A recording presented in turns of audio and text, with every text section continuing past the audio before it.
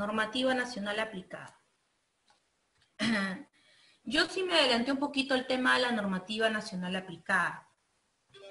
Es la ley 29783. Repasemos. El principio de responsabilidad. El empleador asume las implicancias económicas, legales y de cualquier otra índole a consecuencia de un accidente o enfermedad que sufra el trabajador en el desempeño de sus funciones o a consecuencia de él, conforme a las normas vigentes. ¿Qué podemos entender de este principio? ¿Qué podemos entender? Que el empleador puede delegar funciones al comité, al delegado, al servicio de seguridad, que está el ingeniero, que está el ergónomo, que está el médico, en tiempos COVID, a la enfermera, licenciada. Pero lo que no puede delegar el empleador son responsabilidades que él debe asumir conforme está señalado en la 29883. Eso no por decir yo contraté a la mejor empresa de seguridad y salud del trabajo, ellos que rindan cuentas. Él no puede hacer eso. O si puede, no es viable. Entonces, que a raíz de la última modificación de la Ley General de Inspección de Trabajo, la 28806, ha tenido muchas modificaciones y su reglamento también. En las últimas modificaciones a raíz de estos acontecimientos de McDonald's, es que se cambian las reglas del juego de inspección. Porque hoy por hoy, cuando hay un accidente de trabajo mortal, el inspector tiene 10 días para hacer la inspección del accidente de trabajo. Y puede ampliar a 10 días más. ¿Qué pasaba antes del caso McDonald's, de la muerte de estos dos jóvenes de McDonald's? Antes la normativa señalaba que en caso de accidente de trabajo, incluyendo el mortal, los inspectores de trabajo tenían hasta 30 días, pero ahora ya no, tienen hasta 10 días para hacer. No significa que van a tener 10 días exactos. Pueden en 2 días tener ya toda la investigación del accidente ya con un informe final. Ahora, por la vía de la administración de trabajo, los inspectores de trabajo no van a determinar quién es el responsable o quién tiene que ir a la cárcel. Ojo, el inspector de trabajo tampoco va a determinar la indemnización al trabajador o a su cónyuge o a su familia. Lo que hace la autoridad administrativa de trabajo es verificar si el empleador está cumpliendo las normas de seguridad y salud del trabajo primero, a través de la fiscalización. Y si no cumple, dependiendo de los criterios, dependiendo de sus facultades y toda la normativa que aplican, de que no cumple, el empleador administrativamente podría ser sancionado. En buen cristiano, multado. El inspector no tiene la competencia de decir quién va a la cárcel, quién falló, quién no va a la cárcel. Él hará una propuesta en el Ministerio Público, lo abordarán. Si es penal, si es civil, también por la vía judicial. Eso sí hay que tener en claro, que nuestra normativa, la ley de seguridad, no está para buscar responsabilidades penales ni civiles. Simplemente acá hay una responsabilidad administrativa. El principio de atención integral de salud. Cuando los trabajadores sufren un accidente de trabajo, ya sea leve, incapacitante en toda su clasificación y el mortal, o la enfermedad ocupacional, los trabajadores tienen derecho, hay que resaltar, tienen el derecho a las prestaciones de salud necesarias y suficientes hasta su recuperación y rehabilitación, procurando su reinserción laboral.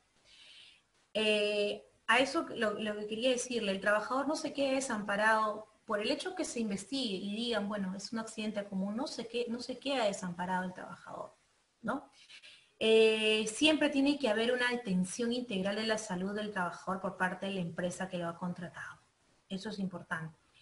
Hasta que se recupere y hasta que se rehabilite y hasta su reinserción laboral, es decir, volver a trabajar. Hay casos que los trabajadores pueden sufrir un accidente de trabajo y cuando se recuperan, hasta donde todo lo que pueden recuperarse y hasta la alta médica que le da el médico tratante, cuando regresa al puesto de trabajo, sí va a poder hacer su trabajo. Pero ¿qué pasa? Que siempre van a quedarle secuelas o de repente ya su sistema nervioso, su sistema digestivo, su sistema,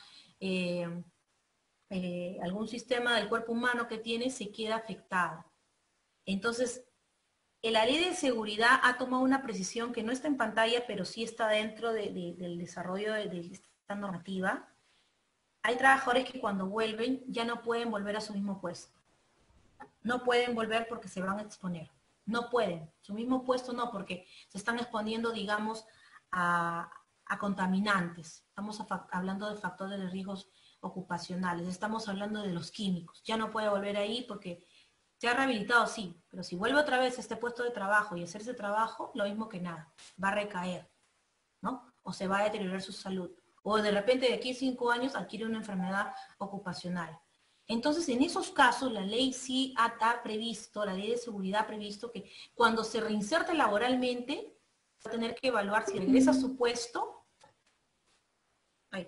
si regresa a su puesto de trabajo o lo cambian de puesto de trabajo. Y ahí viene la preocupación y la duda, ¿no? Ahí viene la preocupación y la duda de muchos trabajadores. ¿Cuál es esa preocupación? Si el puesto de trabajo donde me han cambiado me pagan menos que el anterior. Para que ustedes tengan conocimiento, si a mí yo regreso, yo me he accidentado y me he recuperado y voy a regresar a la empresa y me van a cambiar de puesto de trabajo porque estoy muy expuesta a mi salud, y ese puesto de trabajo, la remuneración es menor al anterior puesto de trabajo que yo tenía, yo sigo ganando como me pagaban antes. Si antes me pagaban 3.000 en el puesto de ingeniera, por ejemplo, vamos a ponerlo así, y ahora estoy como prevencionista o de repente estoy como asistente administrativa, ya no voy a campo, y en ese puesto me pagan 1.500, yo voy a seguir ganando los 3.000, no los 1.500. ¿Ya? Eso también tienen ustedes que manejar ese tema porque también los trabajadores se preocupan, los trabajadores psicológicamente están afectados, ahora por el tema del COVID, también todas esas preocupaciones de seguridad, de normas sociolaborales, se han agrupado en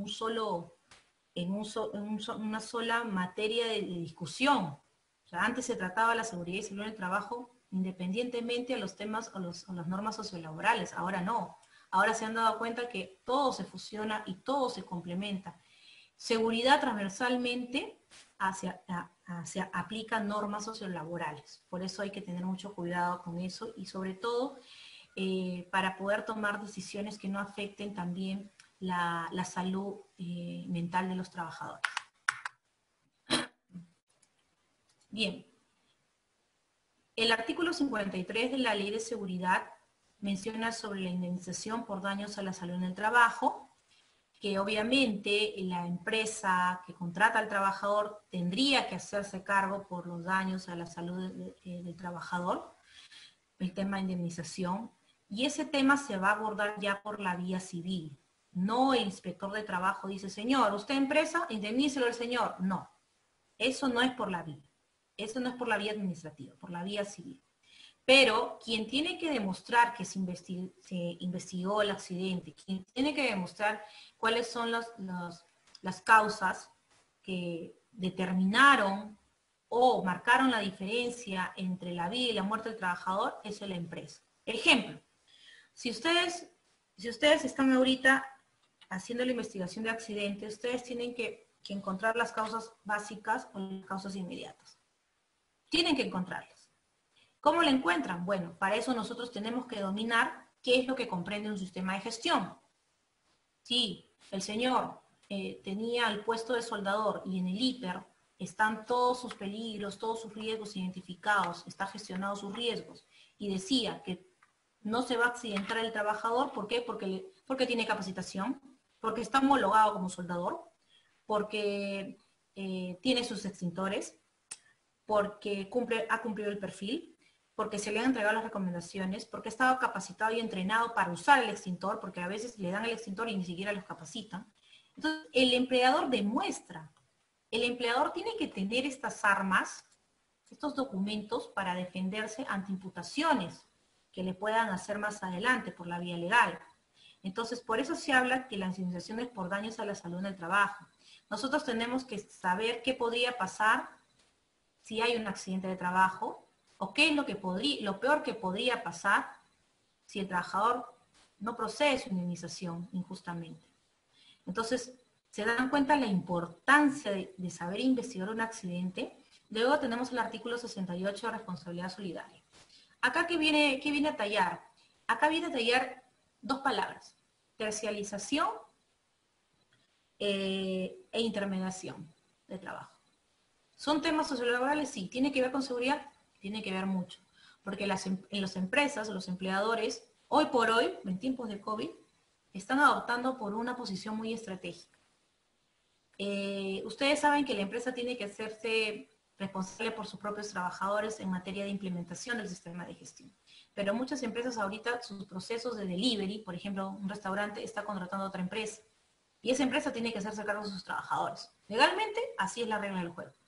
Pero la ley de seguridad, ahí siempre hay un pero, la ley de seguridad habla de responsabilidad solidaria.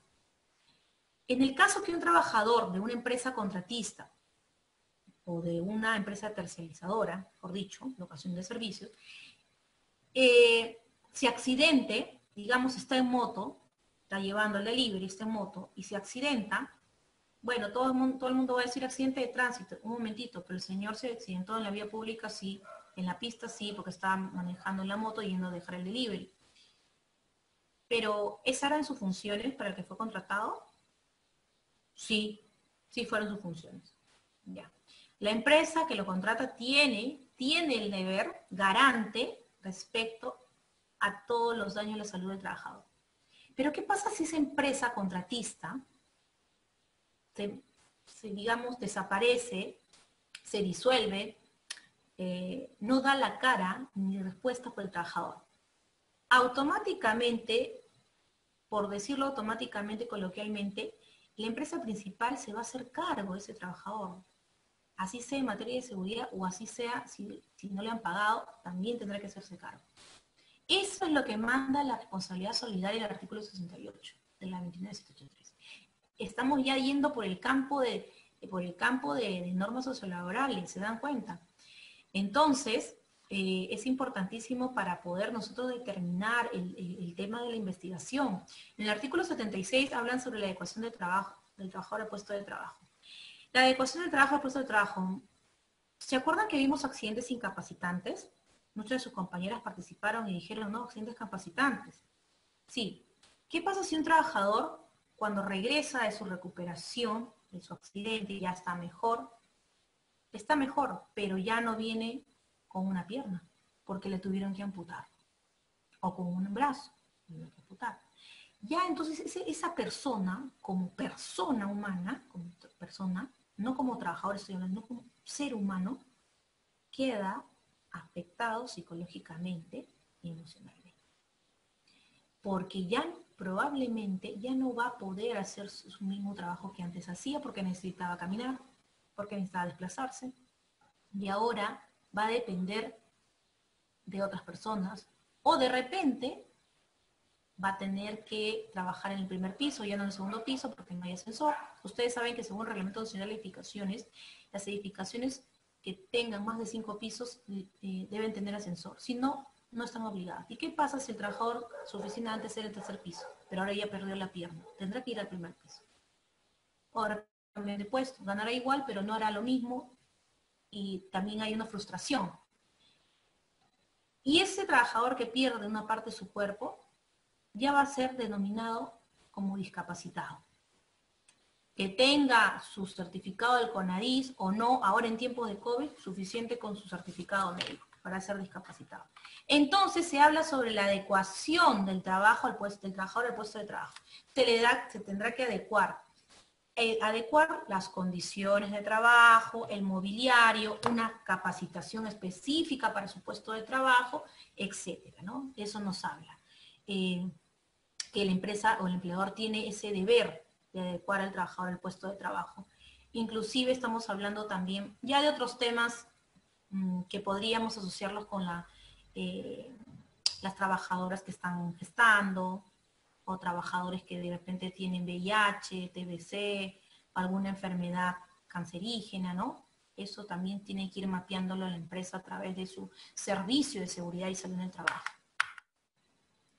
¿Hasta ahí tienen preguntas? Vamos a...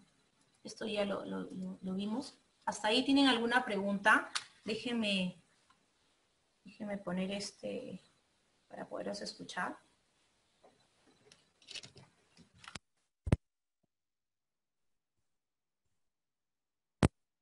Ingeniera, una consulta. Aquí pasó un accidente de tránsito de un trabajador que se accidentó a las 7 de la noche manejando su moto.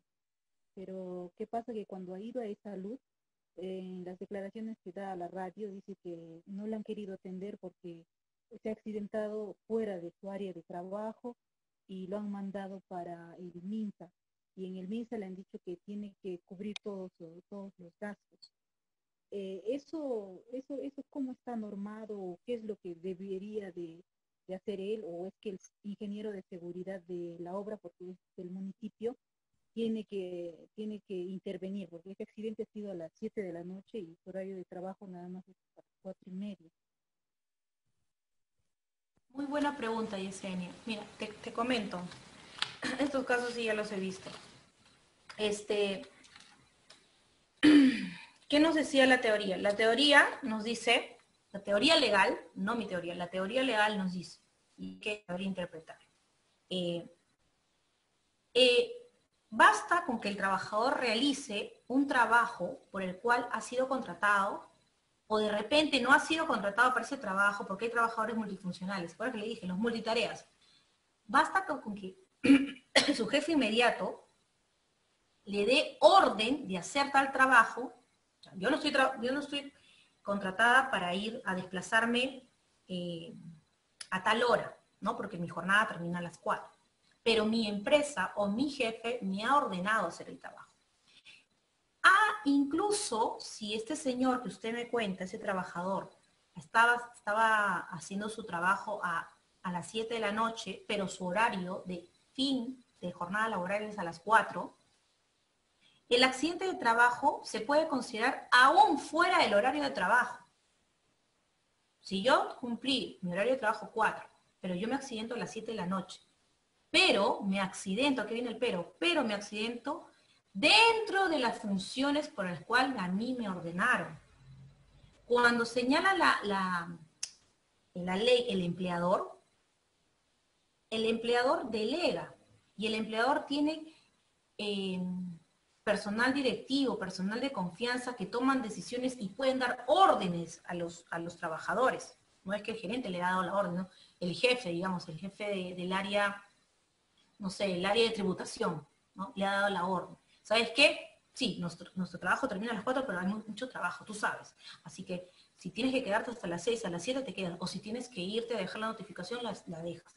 Esa orden que le ha dado para que haga su trabajo fuera de su jornada de trabajo, sí se consideraría accidente de trabajo. Ahora, el tema de la atención, por eso los trabajadores tienen que saber sus derechos. Sí les comento, ha habido uno, no, muchos casos en el salud donde efectivamente, Yesenia, yo te creo, ¿no? Efectivamente, muchos trabajadores cuando van en salud a veces no los atienden o le dicen, no, tu seguro que te lo cubra. O no, vete al MINSA. Ahí si tú no manejas tus normas, no te va a quedar de otra que hacerle caso e irte, pues, ¿no? Pero no. Ustedes saben que todos los trabajadores que tienen contratos, digamos, suscriben un contrato, ¿no? A plazo indeterminado, a plazo fijo, a plazo parcial, todos tienen seguro de salud para cualquier enfermedad común o cualquier accidente común. Entonces, aún aún, digamos, la persona que lo ha atendido en salud no lo haya notificado como accidente de trabajo porque sucede, no tendrían por qué no atenderlo.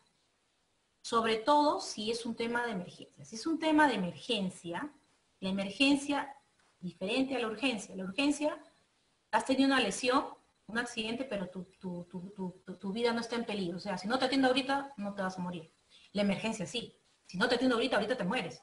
O te puedes morir dentro de las 3 horas, ¿no? Entonces, ahí es una diferencia. Ahí sí, de repente le habrán dicho, mira, ¿sabes qué? Lo tuyo no es emergencia, así que tú tienes tu seguro allá, vete allá. Eso probablemente es lo que le has dicho. Pero nosotros tenemos derecho a ser atendidos por la ley de emergencia en el caso de emergencia. Si ese señor motociclista se ha caído y su vida está en peligro, malísimo lo que han hecho. Incorrecto sobre todo. Existen también personas que nos atienden muchas veces en emergencias y te colocan en tu formato un accidente común. Entonces tú cuando lleves a tu compañero de trabajo o el compañero de trabajo, no le quede otra que ser auxiliado por otros, tiene que, la persona de la empresa que vaya a ver el tema papeleo, tiene que verificar que se haya consentido y que se haya declarado en los formularios de salud o de la institución donde ha ido o del establecimiento de salud como accidente de trabajo. Ellos, o sea, el salud y el establecimiento de salud pueden obligarte a declararlo como accidente común si tú lo estás reportando como accidente de trabajo. Ellos no pueden determinar el accidente común. Tú le tienes que decir, señor, ha sido accidente de trabajo, así colóquelo en la ficha. Así tiene que colocarlo porque sí accidente de trabajo.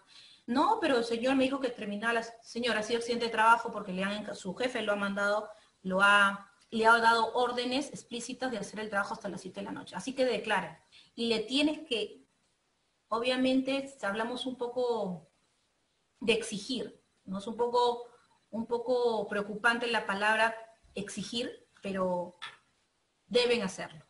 De lo contrario, el trabajador podría quedar perjudicado porque si no es considerado accidente de trabajo, podría tener problemas a futuro, ¿sí? Con el tema de sus derechos laborales, el tema de sus coberturas, póliza pensión, el tema de sus indemnizaciones, o si se muere después de 3 horas, la familia pues quedaría desamparada de no reportarlo como tal. Entonces ahí hay que saber manejar estas normas porque si no lo sabemos va a suceder como sucede el señor, pues le van a mandar a irse a otro lugar cuando ahí lo pueden atender. Eso tienen que ustedes siempre, siempre saber. Y sobre todo, así sea en moto, en camión, en camioneta, en bus, si estoy desplazándome fuera del horario de trabajo y si me está ocurriendo un choque en una vía pública, tienen que declararlo como accidente de trabajo. Muchas veces lo declaran como accidente común, como accidente de tránsito, y la cobertura es del SOAT. Y ese es el gran problema, que el SOAT creo que cobertura hasta 50.000 soles. En cambio, tu SCTR o tu seguro de salud, cuando tú declaras como accidente de trabajo, te tienen una mayor cobertura en términos monetarios y también tiene una mayor cobertura porque hasta que se rehabilite y se reincorpore al trabajo, estos establecimientos de salud y las aseguradoras tienen que cubrir todo, ¿no? Ese es uno de los grandes beneficios de poder hacer una gestión correcta y poder declarar correctamente si es accidente de trabajo. Ahora, si por el contrario el señor que estaba manejando en moto no lo ordenaron, simplemente que por cuenta propia dijo, bueno, hoy día lo avanzo para mañana estar libre, eso sí ya no sería accidente de trabajo. Sí, sería accidente pero común, porque nadie lo ordenó, ni siquiera su jefe sabía. Bien, voy a leer acá. Edson dice, ¿qué pasaría si un trabajador en horario de trabajo es enviado a realizar un trabajo fuera de la empresa? Muy bien, Edison. Muy bien, buena pregunta. Lo mismo que creo que ya le contesté a su compañera.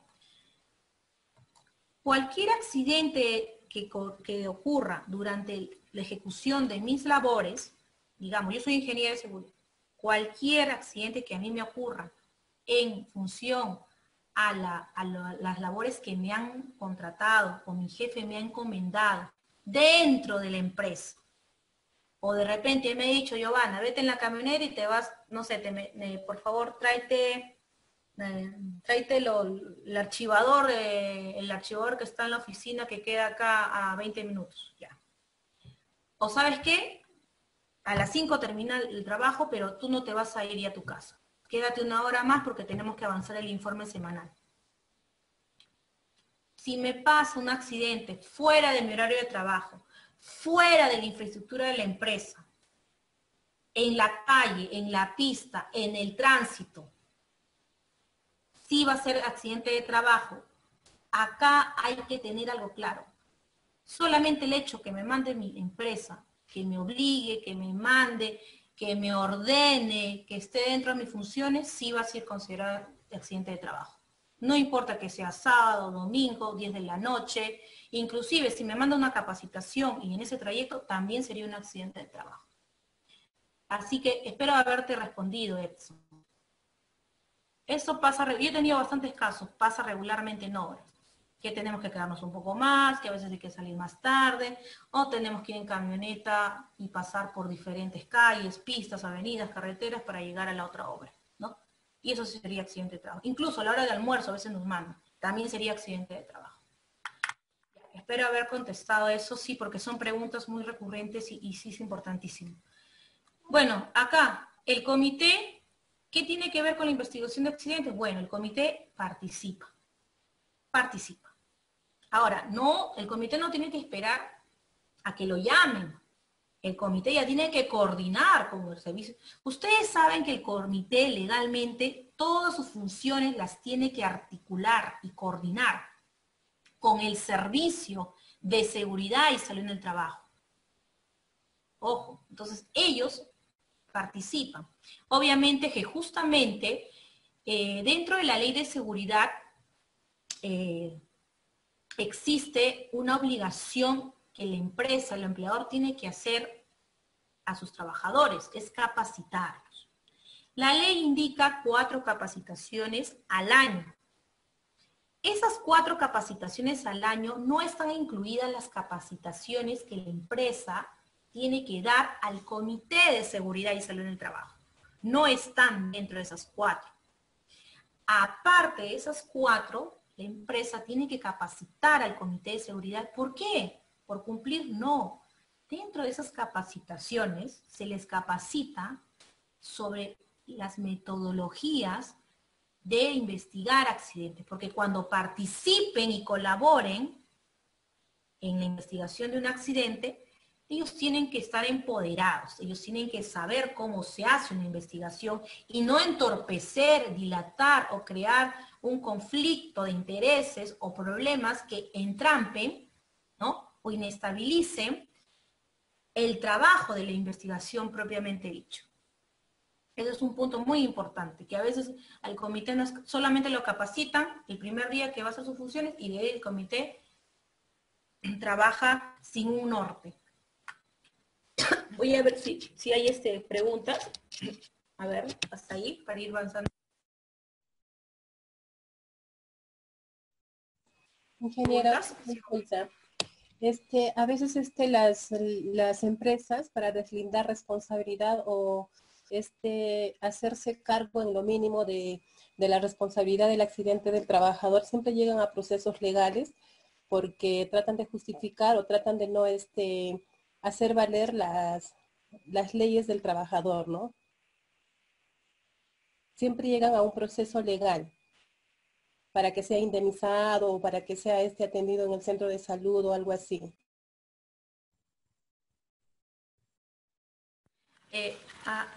A lo que estás comentando, Rocío, la responsabilidad de la empresa se divide en 3, como les dije. La responsabilidad administrativa, cuando viene el inspector de trabajo, hace su investigación de accidentes, o tiene que verificar el cumplimiento de cualquier materia o submateria de la gestión de seguridad y salud del trabajo de la empresa. Cualquier inobservancia, cualquier falta puede ser una cometida de infracción. Y solamente a esas actuaciones inspectivas son actuaciones que pueden determinarse o pueden concluir en sanciones administrativas, o sea, pecuniarias. multas.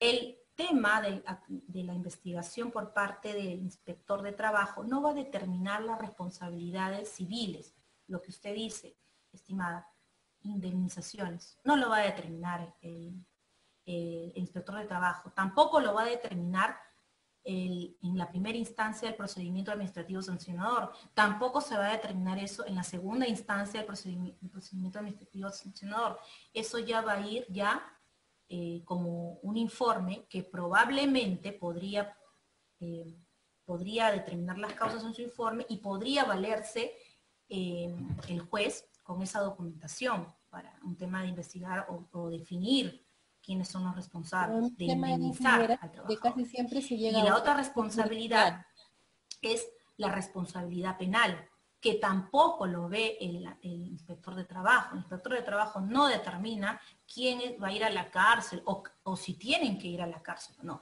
Eso también se va por la vía judicial. Entonces, ¿por qué nosotros tenemos que tener y conocer las normas de seguridad y salud en el trabajo?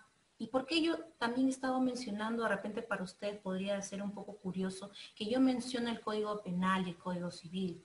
Porque el derecho del trabajo, lo que nosotros estamos viendo en materia de seguridad, está muy relacionado y se complementa con el derecho penal y el derecho civil. O sea, el Código Penal y el Código Civil. En temas de responsabilidades.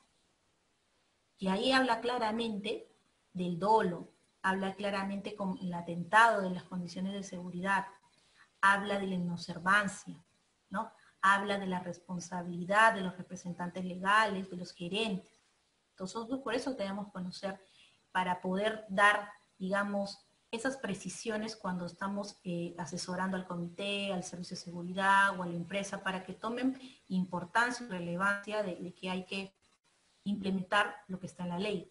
Recordemos que lo que nos da la ley es lo mínimo, tampoco no nos da mucho. No nos da mucho porque no es una norma descriptiva, ¿no? En realidad solamente nos da lo mínimo. Y eso siempre le digo a mis alumnos, es lo mínimo lo que nos da la ley. Y es una ley que, incluso les comento, sí, para ustedes, es una ley que tiene un modelo europeo, pero que todavía no funciona muy bien en Perú. Si ustedes se dan cuenta, hay cosas que todavía no se están implementando. Jamás se puso tanto énfasis del Servicio de Seguridad de Salud que ahora en tiempos de COVID. Ahora en tiempos de COVID están poniéndole énfasis al Servicio de Seguridad de Salud, al sistema de gestión, al tema de los comités, porque tienen que aprobar el plan COVID, etc. Antes no. Y bueno, el COVID, o gracias al COVID, se está tomando importancia, relevancia en el desarrollo y aplicación y aseguramiento del sistema de gestión de seguridad y salud en el trabajo. Bien. A ver.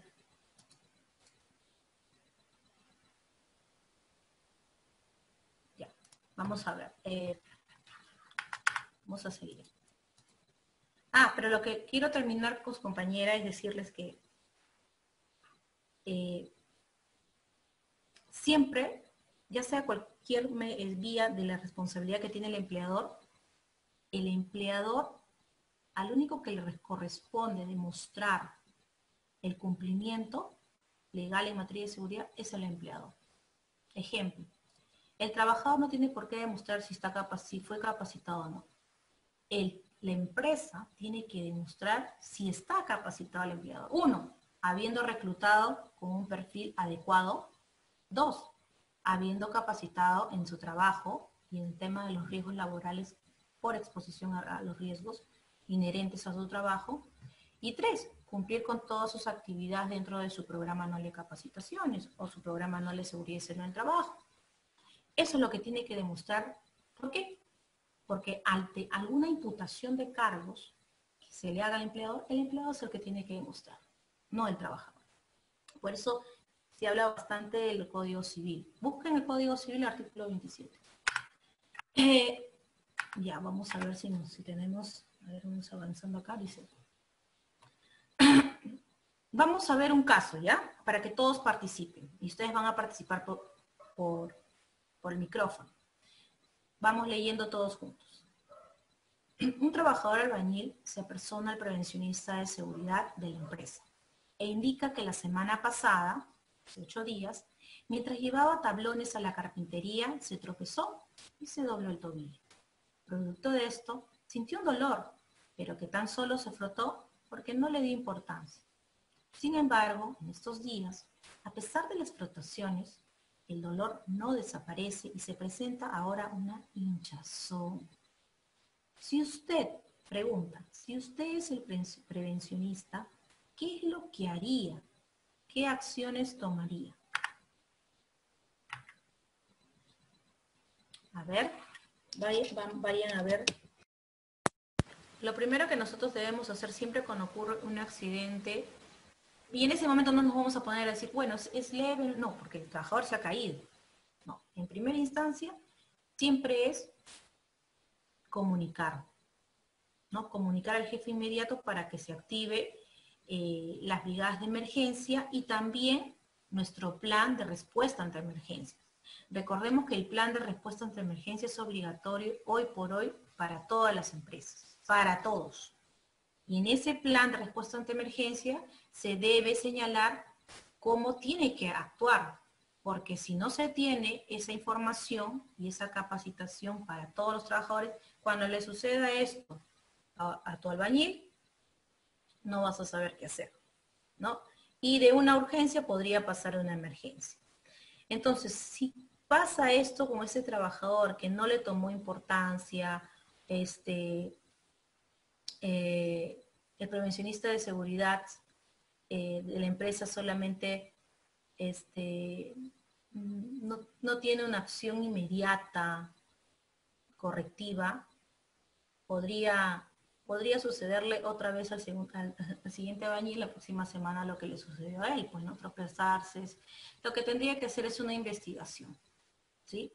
Todas las ocurrencias, es decir, todos los incidentes se tienen que reportar para poder llegar a la causa raíz de qué es lo que está sucediendo, cuáles son las fallas que están ocurriendo dentro de mi sistema de gestión, para que no vuelva a ocurrir. Comunicar el accidente de trabajo. Eso es importantísimo. Ahora, ¿cómo lo comunico? ¿A quién comunico? ¿A mi jefe, al supervisor? Eso la ley no te da la respuesta. Lo que nosotros vamos a hacer es, de acuerdo al tamaño de organización, a la cantidad de personas o a todos los involucrados, vamos a decidir cuál es el flujo de comunicación. Hay empresas que su flujo de comunicación es que la brigada se active, un trabajador, el que ha estado presenciando ese incidente o accidente, comunique y lo comunique, digamos, al supervisor, y el supervisor lo comunique al jefe inmediato. Y ahí es atendido. Hasta ahí nomás llega. Trabajadora social, pero ya cuando es un accidente mortal, su flujo de comunicación cambia, porque tiene que la comunicación llegar hasta el gerente, ese mismo día, hasta el gerente. Ojo, porque de repente va a venir los periodistas, de repente va a haber, tienen que notificar dentro de las 24 horas, si no también son multados, y todo el tema. Entonces, ¿de qué va a depender cómo va a ser el flujo de comunicación y quiénes van a intervenir? Eso se autorregula la empresa. Lo único que nos dice la ley es que se reporte. Tú ves cómo, pero tú lo reportas. Tú ves si tienes 5 ingenieros, un ingeniero, un prevencionista, una enfermera, tú ves, tú autorregúlate, pero lo reportas. Llenas tu reporte, tú lo notificas. Tú autorregúlate quién lo va a notificar, qué oficina, qué personal, pero lo notificas, ¿sí?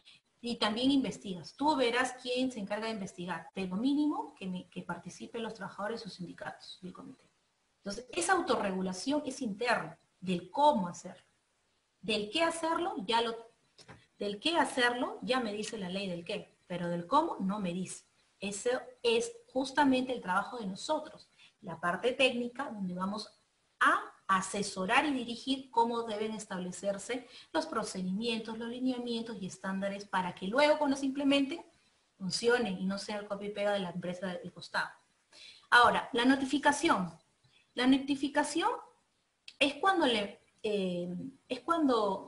empleador tiene que notificar, valga la redundancia, informar al Ministerio de Trabajo y Promoción del Empleo.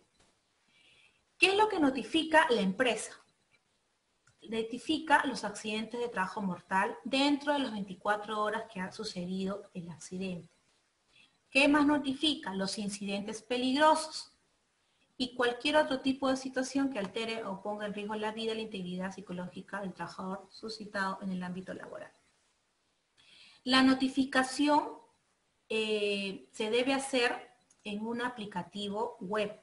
Voy a poner acá mi pantalla a ver si entro en tiempo real al aplicativo. A ver. ¿Están viendo mi pantalla? ¿Logran ver? Estoy dentro de la... Ingresé primero a la página del Ministerio de Trabajo, sino que sus presentaciones han cambiado. Ahora estoy ingresando a la ventana clave Sol. ¿Qué pasaba acá? Ya. Miren, el Ministerio de Trabajo tiene un sistema que se llama SAT, ¿ya? Sistema Informático de Notificación de Accidentes de Trabajo, Incidentes Peligrosos y Enfermedades Ocupacionales. Así de larguito es, pero se ha reducido en un acrónimo, simplemente le llamamos SAT. ¿Ya? Yo ingresé la vez pasada. Cuando les comenté que la empresa se autorregula, ¿recuerdan? La empresa se autorregula. ¿Por qué? Porque para ingresar al sistema SAT, cuando tengo un muerto, he tenido un accidente de trabajo mortal, he tenido un muerto, yo tengo que hacerlo, hacer mi reporte, de hacer una investigación, y también tengo que notificarlo. Para notificar, ingreso al sistema SAT, que está en la página web del Ministerio de Trabajo. Cuando les decía que la empresa se autorregula, me refiero a que para entrar al SAT, nosotros tenemos que entrar, la empresa, la persona natural o la persona jurídica, o sea, el empresario, el empleador, tiene que ingresar con su clave y su usuario de la clave Sol SUNAT. Entonces, el ID de seguridad y el Ministerio de Trabajo solo dice que notifique, no le dice si lo notifica el gerente, si lo notifica los recursos humanos, no lo dice. A eso me refiero con la autorregulación. La empresa va a decir quién está autorizado en la clave Sol. Recordemos que no todos en una empresa tienen la clave Sol, porque ahí está el plan, está el registro, temas de pagos, de planillas, información sensible, entonces ya el empleador tendrá que decir quién es el responsable de cuidar esa información. No está cargando mucho, muy bien. Bueno, pero no sé, no me está cargando, no sé por qué. A ver, voy a intentarlo otra vez.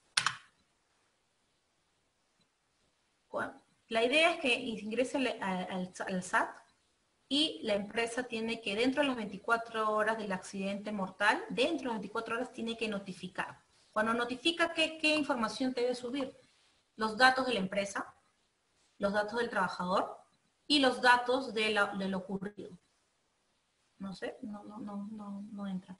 Los datos de lo ocurrido. Por ejemplo, te va a pedir que digas o que coloques qué causas motivaron el accidente. ¿Fueron causas básicas o causas inmediatas? Por eso les hablé de la teoría, las definiciones. ¿Qué más? ¿Dónde ocurrió? ¿A qué hora ocurrió? ¿Y cuál fue el agente causante, ¿no? También pregunta eso. Entonces, antes de notificar, tenemos que hacer una investigación preliminar para tener toda la información fresca. ¿Fresca por qué? Porque de repente el testigo mañana ya no viene a trabajar porque se muere de miedo y se va, ¿no? O de repente limpian la escena de, no el crimen, vamos a verlo así, sino la escena de lo que ocurrió, alguien quiere limpiar, ordenar, porque suele pasar, ¿ah? Por miedo a que le echen la culpa al jefe, ¿no? Hay muchos temas de por medio, pero suele pasar. O sea, son reacciones naturales, por eso la investigación tiene que ser ya. Apenas comunica, ya se tiene que accionar la comisión de investigación de la empresa. Ya vemos que sean dos, tres personas ya, pero van a investigar ya. Y otra persona, la trabajadora social o el administrador, se encarga de evacuar, o alguien de la brigada de emergencias evacúa. Toda esa formalidad, ese flujo, esa gestión interna, ese orden de cómo lo van a hacer, tiene que elaborarlo o gestionarlo la empresa. Ya. voy a tratar de entrar acá. Esa notificación, todo lo que es accidente de trabajo mortal lo hace la empresa y los incidentes. La empresa no notifica por el SAT las enfermedades ocupacionales. Las enfermedades ocupacionales, todo lo que es la parte de enfermedades ocupacionales, lo notifican los establecimientos de salud. ¿Sí? Sin embargo, la empresa no va a notificar al SAT de la enfermedad ocupacional, pero lo que sí va a hacer es hacer el reporte sobre el diagnóstico de la enfermedad ocupacional que lo va a realizar el médico ocupacional de la empresa. Un diagnóstico de enfermedad ocupacional de un trabajador no lo hace el prevencionista, el ingeniero de seguridad, ni tampoco la trabajadora social, ni los recursos humanos. Todos diagnósticos como enfermedad ocupacional sospechosa o enfermedad ocupacional definitivo lo tiene que hacer el médico ocupacional de la empresa. Eso tiene que quedar claro. Y el establecimiento de salud evaluará a la comisión evaluadora y el establecimiento de salud es quien reporta en el SAT la enfermedad ocupacional. Lo único que reporta en el SAT la empresa es accidente de trabajo mortal e incidentes peligrosos. ¿Qué es lo que hace la empresa? Lo que tiene que reportar es a la compañía de seguros, ¿sí? A ellos tienen que reportar dentro de los 30 días del diagnóstico, porque han sucedido casos que el trabajador tiene una enfermedad ocupacional, digamos, el médico determinó en su informe que tiene diagnóstico hipoacusia inducida por el RIF. Entonces, el trabajador quiere decir, bueno, ¿y ahora quién va a cubrir mi tratamiento? ¿O quién me va a indemnizar? ¿Cómo vamos a hacer? ¿Quién me va a dar mi pensión? Todo este tiempo que yo estoy pues en para, que estoy en tratamiento, necesito pastillas, necesito lavados de oídos, necesito un montón de terapia, no sé. Bueno, lo tiene que cubrir el SSTR. Ahora, hay una de las faltas por un tema de conocimiento, no por otro tema, que los gestores de seguridad de la empresa se confían de que, bueno, ya el médico lo notificará, el centro asistencial. Lo que el empleador debe asegurarse es que ese informe del médico lo envíen a la empresa aseguradora antes de los 30 días, porque la empresa aseguradora tiene un contrato con la empresa. Y siempre en un contrato hay esas famosas letras chiquititas. En esas letras chiquititas, bien claro dice la empresa aseguradora que si en caso de tener un diagnóstico de enfermedad ocupacional, sea comunicado antes de los 30 días de la fecha de diagnóstico. Porque después la aseguradora va a valerse de que no lo va a reconocer, porque no informaron a destiempo y otros temas que después son un poco más preocupantes para la empresa y para el trabajador. ¿Por qué? Porque si la empresa no lo cubre, bueno, el trabajador va a decir, bueno, si no me lo cubre el SSTR, no es por mí, sino porque tú no lo notificaste a la empresa aseguradora. Ahora, bueno, con mi abogado te está diciendo que tú te hagas cargo pues de mi tratamiento, de mi enfermedad ocupacional, de mi lumbalgia, necesito pastillas, tratamiento, necesito rehabilitación. Bueno, tú tendrás que asumirlo porque tú no cumpliste el deber de notificar a la aseguradora. Eso yo he visto sino unos 2, 3 casos de esto de acá, ¿no? Entonces, con pinzas. Tipos de accidente. Cuando sucede un accidente mortal, un accidente peligroso, ¿quién debe comunicar? El empleador. Vamos a repasar. ¿Por dónde lo tiene que comunicar? ¿Por WhatsApp, por teléfono? No. A través del SAT, el sistema que está cargando, que estoy entrando. ¿Quién lo recepciona? El Ministerio de Trabajo. ¿Qué formulario llena? El número 1. Y dentro de las 24 horas del suceso del accidente. Se tiene que notificar. ¿Qué pasa si yo estoy en zona, me han tocado casos a veces que me preguntan, ¿no? ¿Qué pasa, ingeniera, si yo estoy en zona rural, estoy en una obra, un proyecto, o de repente soy profesor, estoy en un lugar, en la zona rural, y el profesor ha fallecido, no sé, cuando estaba yendo al trabajo, un accidente, un choque, y murió. Y no hay internet. ¿Qué hago? ¿Me van a multar 24 horas? No, no te van a multar. También está contemplado eso, incluso dentro de las normativas de la seguridad y salud en el trabajo, y dice claramente, en caso de zonas rurales, tiene hasta 5 días el empleador para notificar, pero sí tiene que acercarse a la Dirección Regional de Trabajo o a la Gerencia Regional de Trabajo de su jurisdicción o la más cercana, para que esa oficina le ayude a la persona de la empresa que está yendo a notificar para subir todo en el sistema. Obviamente no se va a ir sin nada, lo que tiene que ir es con un reporte preliminar del accidente, toda la investigación preliminar que he hecho para llenar los datos, porque no vamos a ingresar al SAT a ponernos a inventar los datos. Ya tengo que tener los datos del trabajador, los datos de la empresa, cuál fue el agente causante, las causas básicas, las causas inmediatas, dónde ocurrió el accidente, en qué, a qué hora, todo eso, ¿no? Y en caso de accidente de trabajo, el que comunica accidente de trabajo incapacitante, leve, todo lo que no está en mortal, ¿qué queda? Leve y capacitante. Todo eso lo comunica el centro médico asistencial que atiende al trabajador. Digamos, es salud. Tiene que reportar como accidente de trabajo. Por eso les dije, a salud tiene que reportar accidente de trabajo si estamos llevando a un trabajador y nosotros estamos declarando que es accidente de trabajo. No tendríamos por qué, cuando pidamos nuestro formulario, que pongan accidente común. Ellos no pueden decidir eso. Nosotros estamos proporcionando esa información cuando auxiliamos o estamos llevando al trabajador accidentado. A través del SAT, el formulario 2, y hasta cuándo pueden notificarlo, hasta el último día hábil del siguiente mes. Y las enfermedades profesionales lo notifica en el SAT, el médico asistencial del centro asistencial, a través del SAT, lo recepciona el Ministerio de Trabajo, se llena el formulario 2, y hasta cuánto último puede, no es cuándo tiene que declararlo, sino hasta cuánto, el plazo máximo, hasta los primeros 5 días hábiles de conocido el diagnóstico. O sea, poquito. Si esto no se hace, ¿qué pasa si yo no hago o cumple lo que está acá? Estoy cometiendo una infracción administrativa, ¿no? Por no declarar información que ya está exigida dentro de nuestras normas de seguridad y salud del trabajo. ¿Y qué pasaría? Bueno, habría multa. ¿De qué depende la multa? Bueno, depende de la cantidad de trabajadores afectados y va a depender del tipo de empresa.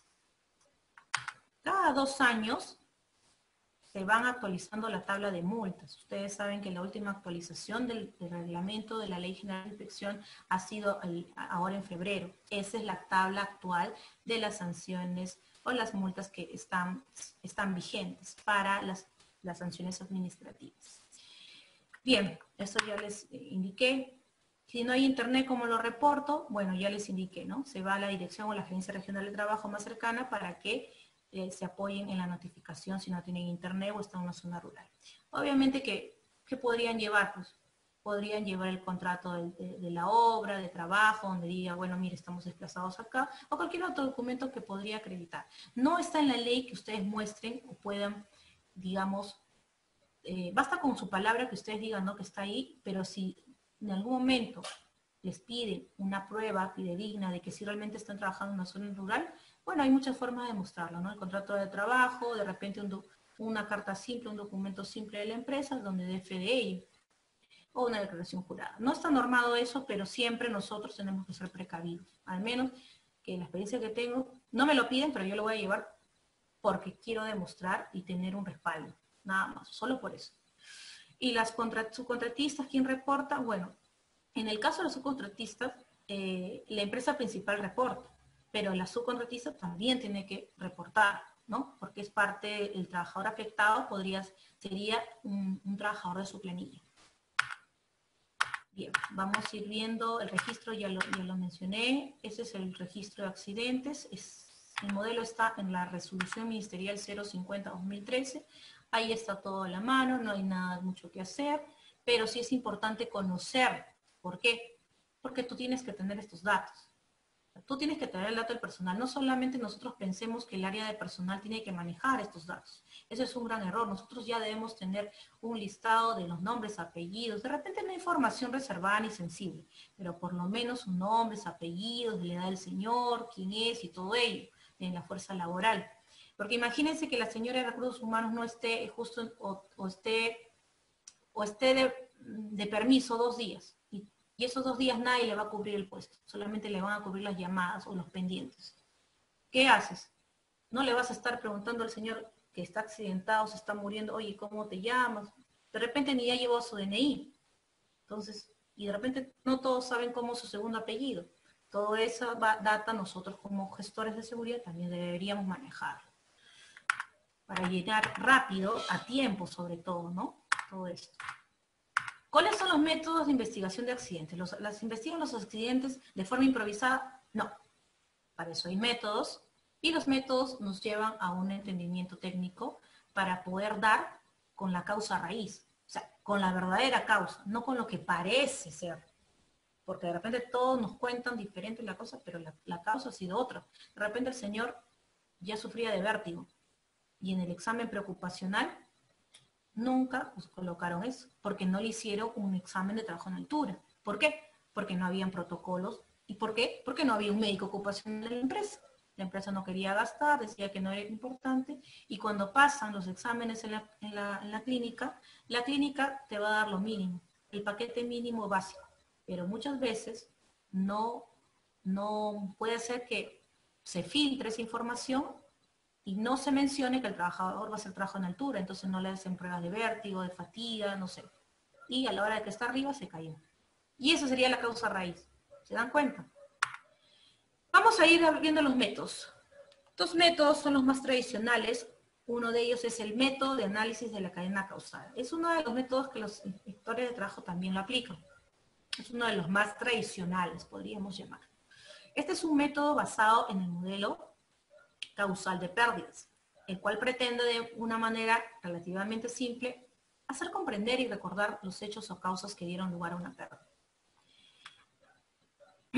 Vemos acá el gráfico donde vamos a ir preguntándonos, este accidente de trabajo, ¿por qué falló? ¿Hubo una falta de control, sistemas inadecuados, un estándar inadecuado, un cumplimiento inadecuado? Y ahí vamos a ir depurando. ¿Qué más? Vamos a ir preguntándonos o viendo si podemos determinar causas básicas. El señor, vamos a hablar de factores personales. El señor tenía problemas económicos, tenía de repente niños en casa enfermos, su esposa fallecido, está de luto, porque estaba distraído de repente, factores personales. O de repente el señor no tiene una capacitación y en su file ha puesto algo que realmente no es y no estaba capacitado. Factores de trabajo. Hay que preguntarnos, ¿tuvo supervisión? Sí. A ver, por favor, su ATS, por favor, su continuo. ¿Tuvo capacitación? A ver, el registro de capacitaciones. ¿Cuándo estaba programada la capacitación de trabajos en altura? Ya, tal fecha. Ya, ¿cuándo estaba programada la inducción? Tal fecha. Pásame los dos registros donde el señor haya firmado para poder evidenciar, esa es la palabra, si realmente hubo capacitación. No hubo, factor de trabajo. También es una de las causas. Y no porque encuentre esas causas me voy a detener. Yo sigo preguntando y sigo indagando, sigo investigando. Nos volvemos unos investigadores. Nos volvemos investigadores, pero tenemos que ser rápidos. Y tenemos que hacer las preguntas precisas. No mucho andar en una historia, ¿no? Por eso ya la experiencia ustedes lo van a ir entrenando. Causas inmediatas. A ver, ¿cómo estaba trabajando el señor? ¿Qué hizo? A ver, el supervisor o sus compañeros. A ver, voy a entrevistar al testigo. A ver, ¿usted ha trabajado con él? Sí. Ya, a ver, cuénteme. Diana, ¿cómo fue el trabajo? Ya, bueno, llenamos el ATS, sacamos las herramientas, hicimos las inspecciones, llenamos el checklist, verificamos, ¿no? que todo esté bien, y comenzamos a trabajar, pero mire, la verdad le voy a ser sincero, no armamos el andamio, porque nos iba a llevar más tiempo. Lo que hicimos es utilizar esa escalera. ¿Esa escalera está inspeccionada? No. ¿Esa escalera era normada o hechiza? ¿Cumplía las especificaciones técnicas? No, era una hechiza. Y el señor, sabiendo que era hechiza, ¿se subió? Sí. Acto inseguro. ¿Por qué? Porque nosotros ya hemos dado una capacitación y hemos dado en la inducción y hemos dicho y le hemos entregado el reglamento interno sobre este tema. Fue un acto inseguro o un acto subestante. Condiciones inseguras. Ya. Ese incendio donde el señor murió asfixiado y quemado, ¿había extintor? No había extintor. O de repente te pueden responder, sí había extintor. Ah, ya, y tú no puedes decir, bueno, había extintor, pues la empresa cumplió. Pásame su certificado de operatividad del extintor. Pásame el registro de capacitaciones en el uso del extintor, porque si yo tengo un extintor y no lo sé usar y nunca me han capacitado,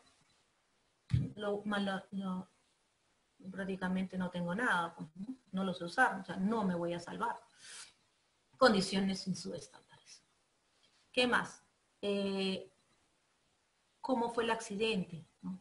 ¿Cuál fue el agente causante? Bueno, fue un combustible, fue la escalera, fue la energía eléctrica, fue una sustancia, fue una maquinaria que lo atropelló, ¿no?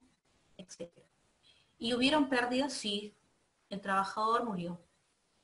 O el trabajador se ha quedado sin un brazo, o sin un ojo, o paralizado a mitad de su cuerpo.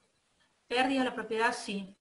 Explosionó el almacén de materiales y bueno, hubo una pérdida de $100.000. Entonces vamos preguntando y analizando cada uno de estos, ¿no? Bien, acá por ejemplo tenemos un trabajador, vamos a ver este caso, y vamos a hacer un ejercicio. Tenemos un trabajador que está una escalera tipo tijera, es una tipo tijera, y vemos que está cayéndose. Digamos que ya se cayó. Es una caída, es un trabajo en altura, probablemente podría decir que no, o sí. Vamos a ver. ¿A qué le llamamos trabajo en altura? De nivel 0, mi nivel del piso para arriba, a partir de 1,80 m, sería trabajo en altura. Ahí yo veo 1,80 m, puede ser, si está en el penúltimo, en el último peldaño, sí, podríamos hablar de 1,80 m, podríamos hablar. Ahí, ¿por qué se cayó? A ver, ¿hubo falta de control, programas estándares inadecuados? Sí, no hubo un instructivo de trabajo seguro para utilizar las escaleras. Una escalera tipo tijera. ¿Qué otra cosa? Bueno, el señor no estaba capacitado. Solamente tenía 2 años de experiencia en el trabajo, pero no había una capacitación ni certificación. Pero lo veo solo, no había supervisión, tampoco habían cercado su área de trabajo. O sea, si alguien pasaba por ahí, si el señor se caía encima del que pasaba. No hubo supervisión, ya. ¿Tenía SSTR? No, porque era trabajo de una semana. Pero es un trabajo de alto riesgo. Puede ser que sean 7 días, pero tenía que sacar el SSTR. Ahora, ¿quién le va a cubrir todo eso? Ya, también, factores de trabajo. Actos y condiciones. Bueno, el señor estaba trabajando con zapatillas, por ejemplo, ¿no? O el señor estaba escuchando música, también actos inseguros. Y así vamos a ir preguntándonos el por qué, y vamos a encontrar estas causas. Y las causas raíces que realmente nosotros comprobemos cruzando información, ¿se acuerdan la primacía y la realidad? Documentos versus hechos. Ese match nos va a llevar a las causas raíces, ¿no? Todo lo que de repente pasaba por inobservante y el buen juicio, con una investigación podemos determinar, establecer y asegurar que eso fue lo que pasó. Porque nuestra investigación no solamente se va a archivar o vamos a tenerlo por cumplir. Esa investigación nos la va a pedir. ¿Saben quién nos va a pedir la investigación de llegar a mayores? El inspector de trabajo. Nos va a pedir la compañía de seguros, probablemente. Nos va a pedir, si esto se va a juicio, nos va a pedir el juez, va a pedir una copia de los folios de la investigación. Entonces, por eso es importante hacer una investigación donde demos con estos porqués de forma oportuna y real. Parece fácil, sí lo es. El tema es saber hacerlo, tener la técnica y las herramientas. El método árbol-causas es un diagrama que refleja la construcción de todos los hechos, ¿no? De todos los antecedentes de los accidentes, ¿no? Voy armando como piezas rompecabezas. Por eso le dije, nos volvemos investigadores. El árbol causal refleja gráficamente todos los hechos que hemos recogido y todas las relaciones existentes sobre los hechos, ¿no? Hay una relación de causa-efecto. Facilitando de manera notable la detección de causas aparentemente ocultas, que ni siquiera todos pensaban que era algo, pero no era ese algo. ¿no? Algo así como las películas que vemos. Y nos lleva a descubrir ese oculto. Vamos a ver acá que en las ramas dice efectos y consecuencias del problema, causas del problema, problema central. Vamos a ver este ejemplo. El caso de Jorge. Jorge tuvo un accidente, es como un árbol, ¿se dan cuenta? ¿No? La cúpula, las ramas, y vamos bajando hasta la raíz. Jorge tuvo un accidente, se cortó la mano con la hoja de sierra. ¿Qué accidente fue? ¿Leve, incapacitante? A ver, ¿quién responde ahí? Y así se cortó la mano, porque Jorge utilizaba la sierra. ¿Y por qué Jorge utilizaba la sierra? Porque tenía que cortar la madera y porque su supervisor le dijo que cortara la madera. ¿Por qué su supervisor le dijo? ¿Y por qué? ¿Y por qué lo hizo? Bueno, en el caso del supervisor le dijo que cortara la madera, pero el supervisor no se aseguró bien de que la sierra estuviera protegida. Y también Jorge es el operador de la sierra auxiliar. ¿Qué más? ¿Por qué? Porque la hoja de sierra estaba en funcionamiento representando un peligro, porque la hoja de sierra necesitaba estar en funcionamiento para cortar la madera. ¿Y por qué se accidentó? ¿Qué más podemos sacar? Porque Jorge colocó la mano en la sierra. ¿Y por qué lo colocó? Porque la hoja de sierra no estaba protegida. ¿Y por qué? Porque el operador de relevo, Alfredo, había quitado el resguardo. O sea, el turno anterior había quitado la guarda, que es el resguardo que cubre, protege el disco, para evitar justamente los cortes, que es uno de los reportes que tienen más incidencia en las estadísticas a nivel nacional. ¿Qué más? ¿Por qué? Porque Jorge utilizó la sierra desprotegida. Porque Jorge se sentía bajo presión para terminar el trabajo. Ahí que podemos concluir que hubo factores de trabajo y factores personales. Uno, porque Jorge no estaba capacitado para utilizar la sierra, y otro porque su supervisor le ordenó a que lo hiciera. Y encima lo presionaba y él sentía esa presión. Factor de trabajo, carga laboral. La carga laboral puede ser carga laboral física o carga mental. Eso sí hay que tenerlo bien claro. Y estos dos factores, esos factores hicieron o motivaron a que ocurra el daño. Y ese daño terminó en daño de personas. No en daño material, sino de la persona, porque se cortó la mano. No sabemos todavía, tendríamos que ver ya a través de la información que nos da el médico, si perdió la mano, perdió el dedo, o va a tener una cirugía, o va a quedar mutilado. No sabemos. Eso también vamos a tener que ver después, para hacer el seguimiento. Eso sería el tipo árbol, ¿no? El método árbol. No está difícil, ¿se dan cuenta? No es nada difícil. El método de Chicago, también conocido, el diagrama de pescado, espina de pescado, causa-efecto. Es un método de análisis de causas. Esta palabra, análisis, vamos a analizar las causas. No solamente encontrarlas, sino analizarlas, utilizando habitualmente para problemas complejos en el área de calidad. Sí, no sé si ustedes han estado de repente en trabajos en la oficina de planeamiento, área de calidad, o de repente implementando una ISO 9001. Todos los auditores o implementadores de ISO generalmente usan este diagrama de Ishikawa, que para el tema de seguridad también nos sirve como una metodología para investigar accidentes. Esta es la parte técnica, por eso les dije, ¿no? Bien. Acá vemos, por ejemplo, el método del diagrama de Ishikawa. Vamos a determinar si existieron instrucciones o procedimientos de trabajo que especificaron cómo debió desarrollar el trabajo el operario en condiciones de seguridad. Vamos a abrirnos lo mejor. ¿Había un procedimiento de trabajo seguro, un instructivo? Bueno, si había, vamos a abordar el método, y si no, también vamos a determinar la causa de que no existía. Personas, se debería determinar los aspectos humanos que puede haber contribuido a que ocurra el accidente. Por ejemplo, su estado de ánimo, la permanencia en el trabajo, la formación del trabajador. ¿Qué otros aspectos vamos a ver en Chicago? Los materiales. Vamos a determinar qué equipos de EPPs utilizaba el operario Jorge, ¿no? Si eran los adecuados. Muchas veces asociamos que solo por el hecho de que tenga el EPP el trabajador, el trabajo fue negligente. No, nosotros tenemos que siempre ver, ¿y por qué no lo utilizaba? De repente no era su talla el zapato, ¿no? o de repente esa mascarilla no tenía los filtros para protegerlo de agentes contaminantes del polvo. Era un filtro para gases, no para polvo, y él estaba expuesto al polvo. Entonces, el remedio podía ser peor que la enfermedad y no se lo ponía porque sentía que asfixiaba. Se sentía bajo presión. O la supervisión, el ingeniero que compraba no sabía de las explicaciones técnicas. O logística, compró lo más barato. Entonces, este tema de materiales también hay que andar ahí. Lo digo porque esto pasa mucho en los trabajadores. Y ustedes seguramente ahora en tiempo de COVID van a poder de repente ver algo muy, muy cotidiano.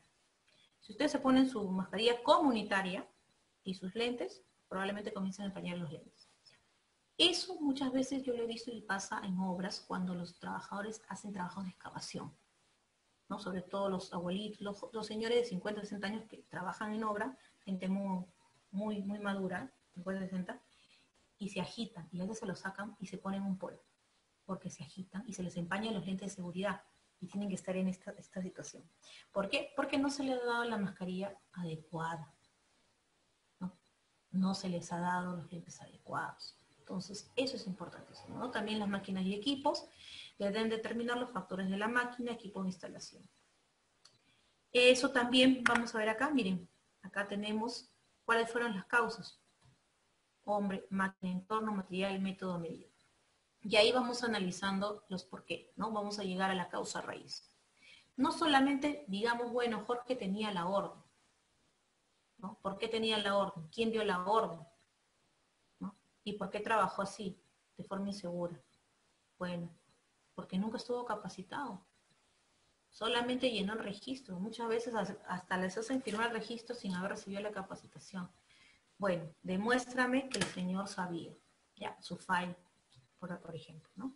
Y ahí vamos a encontrar de las causas el efecto, el problema generado. Hay un ejemplo que les voy a dejar para que ustedes repasen. Las causas inmediatas y las causas básicas. Causas inmediatas, inmediatez. ¿Qué se les viene por inmediatez? Actos y condiciones inseguras, ¿no? Actos y condiciones inseguras. ¿Y qué se nos vienen por causas básicas? Factores de trabajo y factores personales. Las causas inmediatas, actos inseguros, por ejemplo. Acá yo voy a decirles algo muy claro. La diferencia precisa entre acto inseguro y condición insegura o peligrosa es que el acto inseguro recae sobre el comportamiento de la persona, ¿ya? Sobre mi accionar, mi comportamiento, yo lo decido. En cambio, la condición peligrosa o insegura recae sobre una decisión de la empresa, porque la empresa no implementó o sin observante, pero ya no está en manos del trabajador. Ejemplo, un acto inseguro, no operar los equipos sin autorización. Condición, protección y resguardos inadecuados.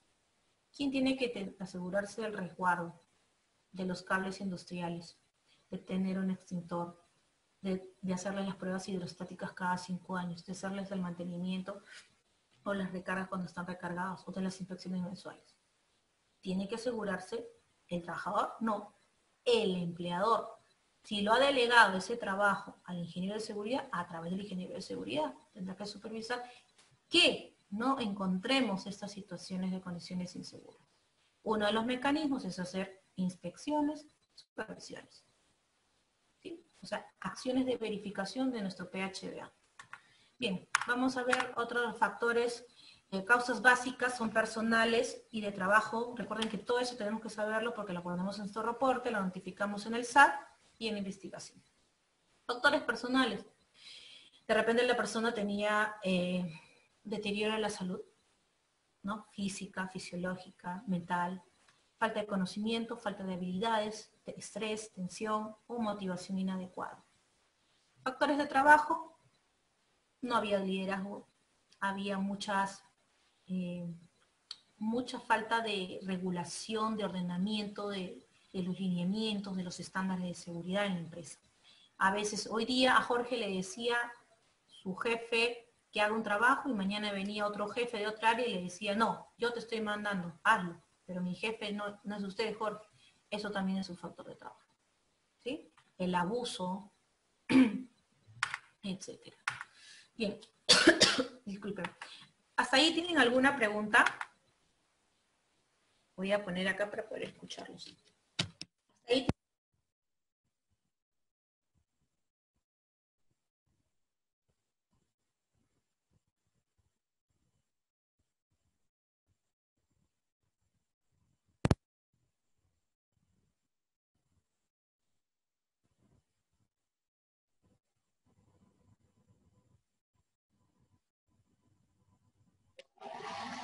Ingeniera, una consulta. Siempre se escucha a los trabajadores que siempre dicen que hay que llenar el EPP porque ¿cómo se llama este documento? Que llenan al inicio, antes de empezar su obra en el frente de trabajo. Hay un documento que llenan, no recuerdo muy bien, pero siempre se preocupan que esté llenado ese documento y he escuchado varias veces. Sí, el ATS, y dicen si es que no lo llenamos eso, si es que nos accidentamos no nos van a atender. ¿Eso es cierto o es que no conocen el procedimiento de sus derechos ante un accidente? A ver, Yesenia, de lo que me has explicado, te he entendido de que si un trabajador en una obra tiene un accidente y se va y lo evacúan al establecimiento de salud, y el establecimiento de salud les exige que muestren su ATS y ustedes no lo muestran, no lo atienden, esa es tu consulta. A ver. No, referido a que sí, también eso también justo una interrogante que tenía, pero lo otro es referido a qué tan importante es el llenado del ATS y si es que es cierto que si no lo llenan no los atienden. ¿Eso es cierto o solo lo dicen nada más ellos para su frente de trabajo? Muy buena pregunta, Yesenia. Mira, te comento, yo trabajo con esos temas justo de obra. Te comento, la Ley de Seguridad y Salud del Trabajo, que ustedes sí ya la conocen, la 29683, su reglamento, son normas generales que se aplican a todo el país, persona natural, jurídica, independiente, policía, qué sé yo, todos. Micro, pequeñas empresas, grandes, medianas, todos. Ya. Cuando comentas sobre personas, trabajadores de obra, tenemos a los trabajadores de obra que son línea de mando, ingenieros, supervisores, y trabajadores de obra que son los obreros, operarios, oficiales y peones, esas tres categorías. En su conjunto, todo ese personal son personal operativo. También tenemos personal de obra administrativo. En el caso de personal operativo, nosotros trabajamos en campo aplicando la G050. Bueno, operativos y administrativos, pero operativos me refiero a ciertas herramientas de gestión, ¿ya? Ahora, ¿qué se aplica en obra? La ley y todas las normas generales de seguridad, y además aplicamos la norma técnica de edificaciones G050, ¿correcto? Ya. En la G050 ustedes van a encontrar que se precisa que en toda la actividad económica de la construcción, estamos hablando de habilitaciones urbanas, edificaciones, estamos hablando de carreteras, pistas, puentes, demoliciones, voladuras, todo lo que engloba actividad de construcción, todos los trabajadores al iniciar su jornada laboral deben tener una charla de 5 minutos, deben elaborar su ATS. Ya en la G050 hay un modelo del ATS, el formato. Ese ATS se le conoce como herramienta de gestión. Y también deben llenar su PETAR, dependiendo si es un trabajo crítico, y también el checklist diario de todo lo que podrían utilizar. Legalmente esos documentos ¿tienen valor? Sí tienen valor, porque equivalen a declaraciones juradas y evidencias objetivas que lo podrías solicitar ante cualquier actuación inspectiva o cualquier procedimiento administrativo o cualquier caso por la vía judicial. Eso es como una evidencia, una declaración. Pero el error y la falta sería por parte de la empresa el que no trabajen los obreros o los trabajadores en obra sin antes haber elaborado su ATS, porque el ATS es una herramienta de gestión. Dentro de los controles, ustedes seguramente han visto la jerarquía de controles, el I+C. Dentro del I+C, el ATS es considerado como un control administrativo. ¿Se acuerdan? La jerarquía de controles. Eliminar, sustituir, controles de ingeniería, ¿no? Controles administrativos y EPP. Ese ATS está en controles administrativos.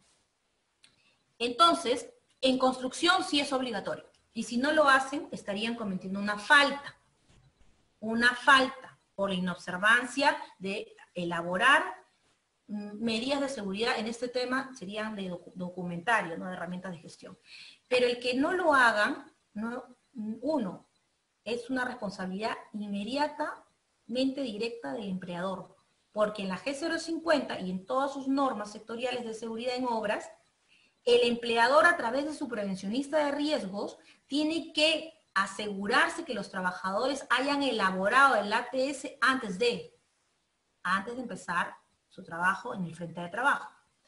En el tema de accidente de trabajo, ¿qué pasa si un trabajador de obra se accidenta y por eso no tener el ATS, no tenerlo en ese momento porque nunca lo hicieron? O si lo hicieron, no lo llevaron. Eso no prohíbe, no exime que el trabajador sea atendido. Tampoco exime que el trabajador tenga derechos. Acá el único problema va a ser para la empresa, porque no va a tener cómo demostrar su cumplimiento legal. Ese va a ser el problema para la empresa, no tanto para el trabajador, no para la empresa. Por una responsabilidad civil, ¿no? Recordemos eso. Así que el trabajador igual tiene que ser atendido, no pierde sus derechos de atención, de indemnización, ni nada por no tener el ATS. Ese ya es un tema más que todo de la empresa, porque la empresa es el agente garante de la seguridad y salud en el trabajo de esa persona jurídica o de esa persona natural. A ver, deficiencias en el sistema de prevención de riesgos laborales, ¿no? Los fallos del sistema. Generalmente el sistema de prevención de riesgos laborales, en este caso el sistema de gestión de seguridad, la primera falla que va a tener es en la etapa de planificación. Cuando sucede un accidente de trabajo es porque algo se ha planificado mal, o si se ha planificado, no se ajusta a la realidad. Hay que darle una revisada y una actualización. Porque todas las acciones que se implementan, se ejecutan en la empresa, en términos de seguridad y salud del trabajo, todo tiene que haber estado planificado. Entonces ahí tenemos que empezar a revisar. Por eso fallan los sistemas de gestión. A veces solamente piensan, bueno, a mí me obligan una vez al año a revisar. Sí, es una vez al año, mínimo. O voy a revisarlo y actualizarlo cuando cambien las normas. Por ejemplo, ahora normas COVID. Recién se han puesto a revisar, actualizar, o de repente no tenían sistema de gestión. Entonces, ese fallo en el sistema, generalmente hay que empezar por revisar el tema de planificaciones. Porque yo hago todo lo que está planificado, ¿no? Ese es el PHBA. Bien.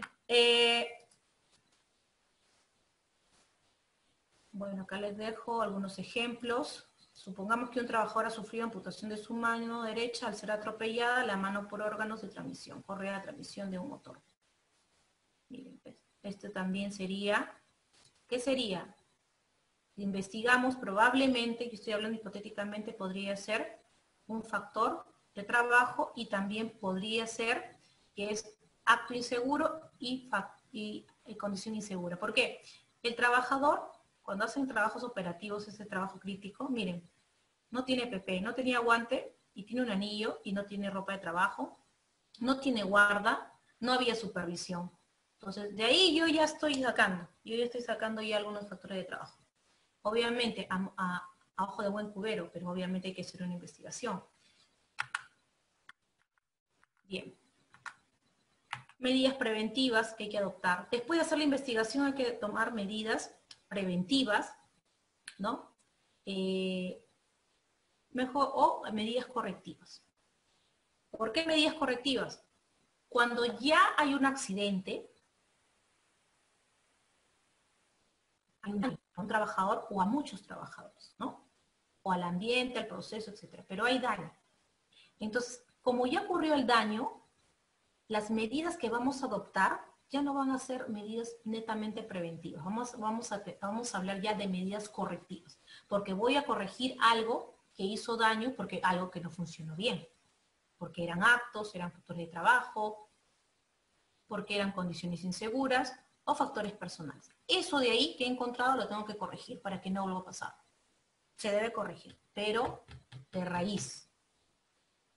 Y si en esa investigación yo también detecto que faltan medidas preventivas, también voy a tomar medidas preventivas que coadyuven o respalden a las medidas que ya tengo y no están funcionando bien. Entonces tenemos que implementar medidas preventivas y medidas correctivas luego de tener ya el resultado o el informe final de mi investigación de accidentes. Ese es uno de los objetivos. Estratégicamente en la empresa. Pero para temas administrativos por parte de inspección ya son para poder determinar responsabilidades o sanciones administrativas pecuniarias, ¿no? Las multas.